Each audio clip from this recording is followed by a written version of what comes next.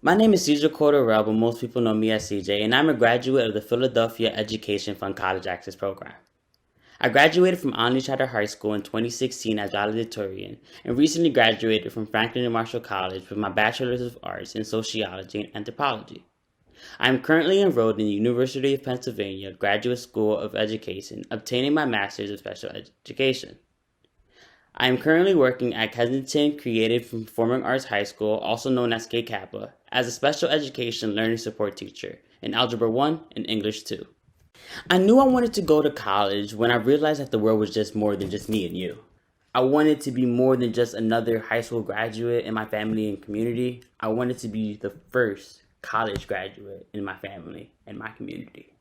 While I do not recall how I became involved with the Philadelphia Education Fund College Access Program, I can only imagine it's due to Miss Natalie and Miss Madeline, two college access program coordinators, and their persistence, their belief in their students, and their dedication to closing the gap between high school graduates and college attainment.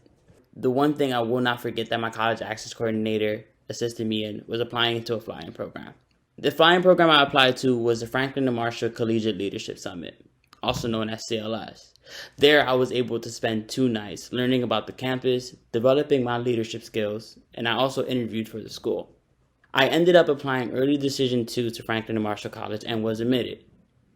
During my second year at Franklin and Marshall College, I actually received a job at the admissions office where I became the Student Assistant Dean of College Access and Inclusion, where I facilitated the same flying program that my college access coordinator assisted me in flying to. The last dollar scholarship was a huge support in getting me through college. While my school was need-based, I was still left with a gap.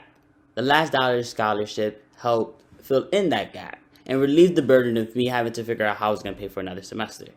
Instead of worrying about the funds for another semester, I was able to work on my personal growth and studies.